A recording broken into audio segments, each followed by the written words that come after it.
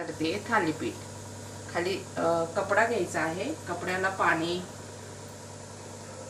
थोडंसं पाणी लावायचं आहे आणि थोडंसं तेल टाकायचं आहे, म्हणजे ते चिपकणार नाही आहे. असं आणि पिठाचा गोळा ठेवायचा आहे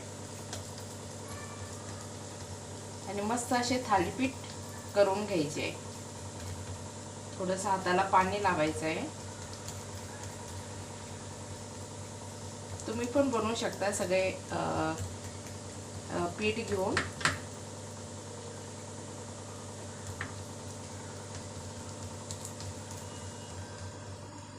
थोडीशी वरून कोथिंबीर टाकली तरी चालते.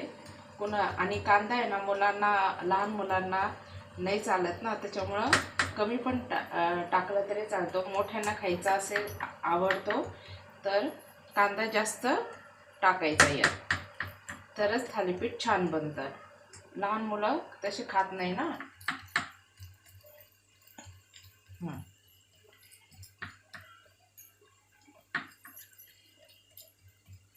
थोडासा पाण्याचा हात लावायचा आहे अजून.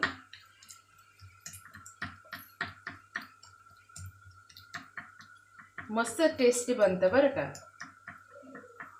तुम्ही पण असं बनवत जा रविवारी. तर चहा आणि थालीपीठ बघा कसं क्रिस्पी झालेलं आहे, मग सुंदर.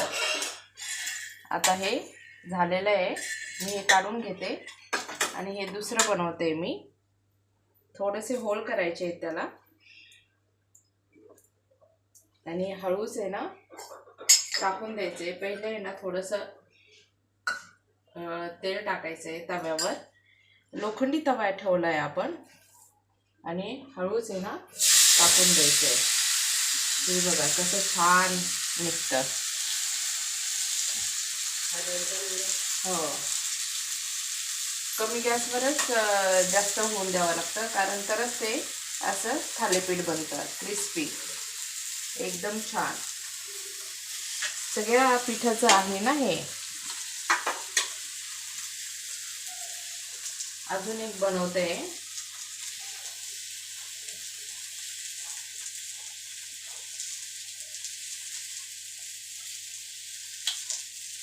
मस्त क्रिस्पी होऊन द्यावं लागतं आणि त्याच्याकडे आहे ना तेल सोडावं लागतं. असं जरा जास्त प्रमाणात आहे ना, जे होल दिसत आहेत ना त्यामध्ये तेल सोडायचं आहे आणि छान मस्त बनवायचे क्रिस्पी थालीपीठ.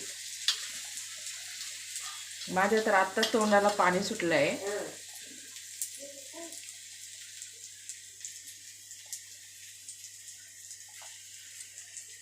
हे बघा,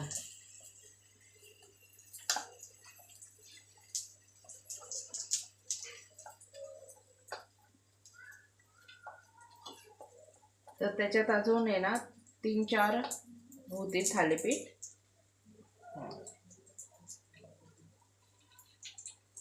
थोडंसं तेल टाकायचं आहे.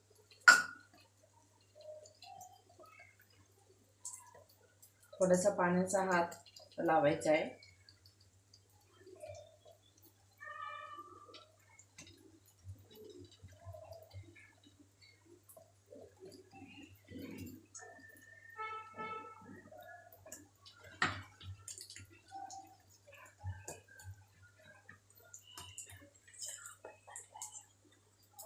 आणि बरोबर चहा पण बनवला आहे. इकडे चहा सुरू आहे छान मस्त.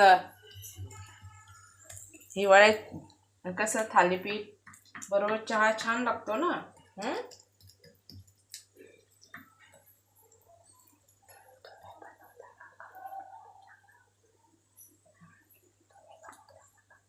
हां, आणि तुम्ही बनवता का थालीपीठ? तर मला कमेंटमध्ये सांगा मी कसं बनवलं आहे.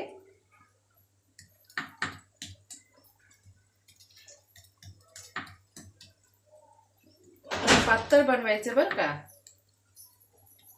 पातळ. हे होल याच्यासाठी करते की आहे ना सर्व बाजूने थालीपीठ भाजल्या जातात, शेकल्या जातात. बघते आता झालंय का. हो झालं आहे. तर उलटवण्याचा प्रयत्न करते मी.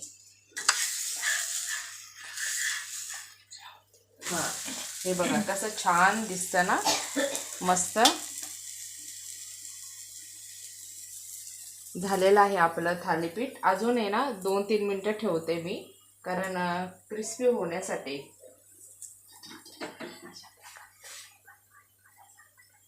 हां अशा प्रकारे आहे ना.